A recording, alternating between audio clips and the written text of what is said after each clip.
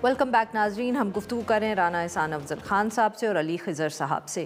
राना साहब, सर यही अब बात, जैसे इस्लाहात का हम जिक्र करते हैं तो आजकल ये बहुत गुफ्तगू हो रही है। अली खिज़र साहब भी इस पे लिखते रहे हैं कि एक दफ़े फिर जो है हम देख रहे हैं कि करेंसी के ऊपर प्रेशर आ रहा है, लोग डीवैल्यूएशन की बात कर रहे हैं और हुकूमत बावजूद इसके कि वो इस्लाहात का जिक्र करती है, एक दफ़े फिर गुफ्तगू यही है या इल्ज़ाम ये है कि करेंसी रेट को मैनिपुलेट किया जा रहा है या जिसको कहते हैं ना कि रोक के रखा हुआ है एक दफ़े फिर।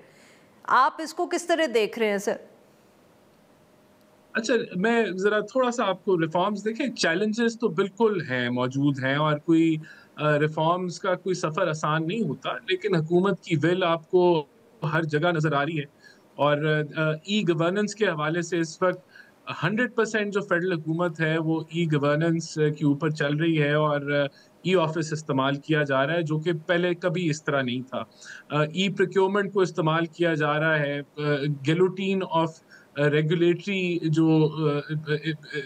जो निज़ाम है, रेगुलेशंस को कम किया जा रहा है।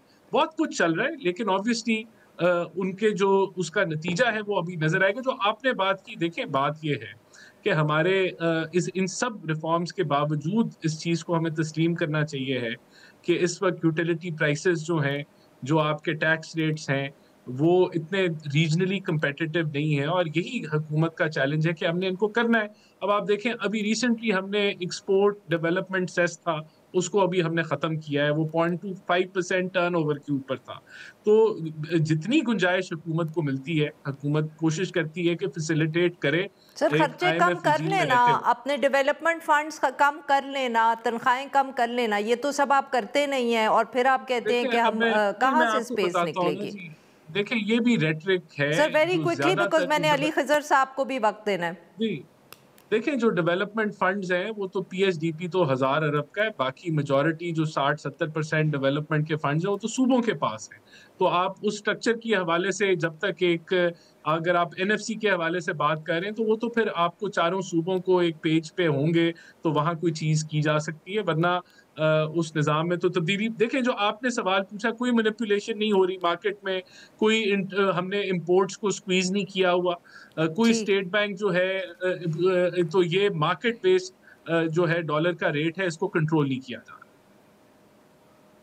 बिल्कुल ठीक।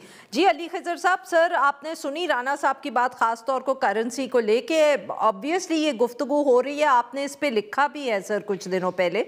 आप उनसे इत्तफाक करेंगे इस इशू पे?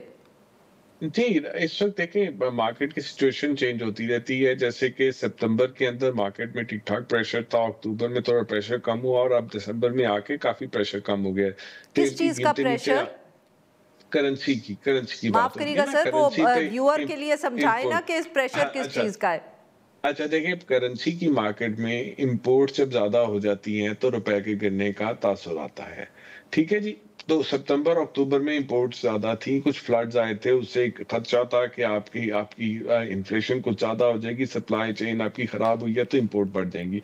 कुछ बढ़ी थी, लेकिन अभी पिछले महीने में इम्पोर्ट जो है ना वो फिर थोड़ी-सी कम हो गई हैं और रेमिटेंसेस के नंबर अच्छे हैं, तो एक मार्केट के अंदर एक एक्सपेक्टेशन है कि आगे जाके डॉलर की सप्लाई अच्छी है। तो अगले 3-4 महीने में डॉलर की सप्लाई अच्छी है और अभी ये रमज़ान वगैरह का सीज़न आ रहा है तो रेमिटेंस अच्छी रहेगी। इसी को देखते हुए स्टेट बैंक ने आज 50 पैसे से अपना इंटरेस्ट रेट भी कम किया है। हमारा कहने का मकसद ये है कि इस वक़्त हमारा जो रियल इफेक्टिव एक्सचेंज रेट है वो 105 पे पहुँच गया है। अगर हम कहते हैं कि जी हमने एक्सपोर्ट लेड ग्रोथ करनी है, जो कि राना साहब और हुकूमत का बिल्कुल एक मौक़िफ़ है।